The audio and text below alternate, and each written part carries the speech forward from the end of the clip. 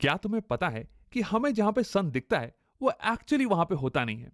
और सनराइज और सनसेट के टाइम पे सन ये हमें थोड़ा पिचका हुआ दिखने वाला है, ये कंप्लीटली सर्कुलर नहीं दिखने वाला है। और सन हमें एक्चुअल सनराइज से 2 मिनट पहले ही दिख जाता है और एक्चुअल सनसेट के 2 मिनट बाद भी दिखता रहता है। अब मुझे पता है कि तुम ये सोच रहे होगे कि एक्चुअल सनराइज और एक्चुअल सनसेट ये क्या चीजें होती हैं, तो इसके बारे में हम तुरंत बात करने वाले हैं।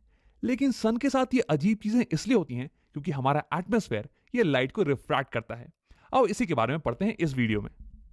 तो मैंने यहां पे बना दिया धरती और सूरज को। आओ सबसे पहले बात करते हैं कि एक्चुअल सनराइज ये क्या चीज होती है। तो देखो, हमें पता है कि धरती ये अपने एक्सिस पे गोल गोल चक्कर काटती है और इसी कारण तो डे एंड नाइट होता है।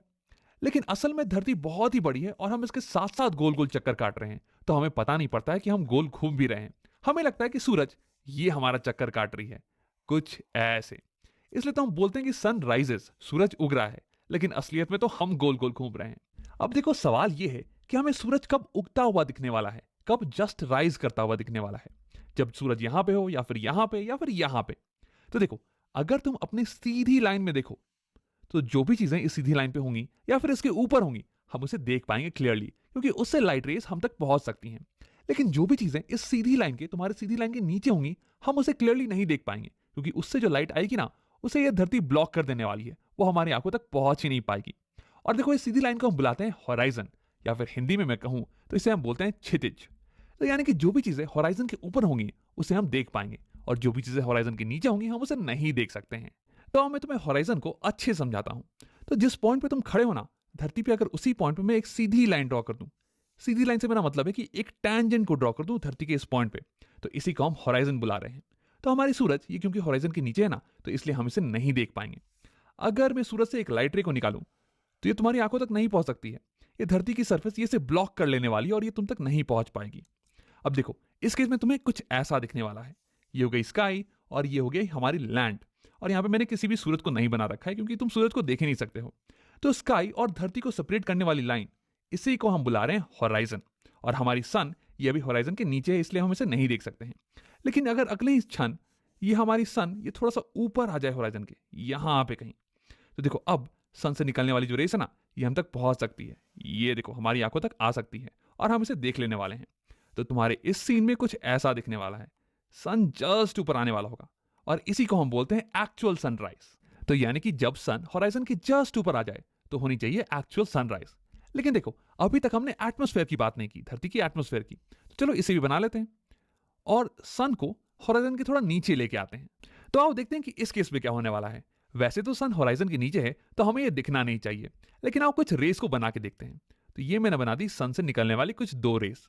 अब यहाँ पे अगर एटमॉस्फेयर नहीं होता तो ये रेस तो सीधी चली जाती और ये हमें नहीं दिखने वाली थी। लेकिन क्योंकि यहाँ पे ये एटमॉस्फेयर है ना, तो ये रेस ये अब एयर में एंटर करने वाली है वैक्यूम से। और वैक्यूम में लाइट फास्टेस्ट ट्रैवल करती है, तो जब एयर में एंटर करेगी तो ये स्लो डाउन हो जाने वाली है।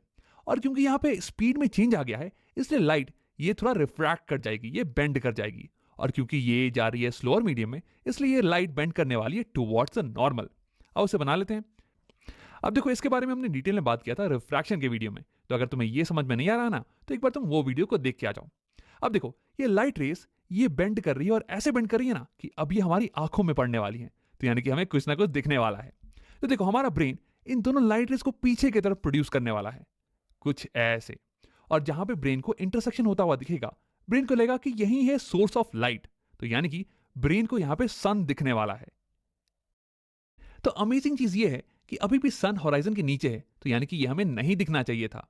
लेकिन एटमॉस्फेरिक रिफ्रैक्शन के कारण हम सन को अभी ही देख पा रहे हैं। तो यही मैंने तुमसे कहा था स्टार्टिंग में कि सन तुम्हें जहां पे दिखता है ये वहां पे होता नहीं है, और एक्चुअल सनराइज के पहले ही हमें सन दिखना चालू हो जाता है, कुछ ऐसे। तो फिर हमने कैलकुलेट किया कि कितना टाइम पहले हमें सन दिखना चालू हो जाता है, तो ये निकल के आया कुछ 2 मिनट। यानी कि सन को हॉराइजन क्रॉस करने में अभी 2 मिनट लगने वाले हैं, लेकिन अभी ही हमें सन दिखना चालू हो गया है, सनराइज पहले ही हो गया है। और यही चीज ट्रू है एक्चुअल सनसेट के लिए भी। देखो, एक्चुअल सनसेट तब होगा जब सन होराइजन को क्रॉस करके नीचे चला जाए, उसके बाद हमें इससे कोई भी लाइट रेस नहीं दिखनी चाहिए। लेकिन एटमॉस्फेरिक रिफ्रैक्शन के कारण हम इसे 2 मिनट बाद तक भी देख सकते हैं।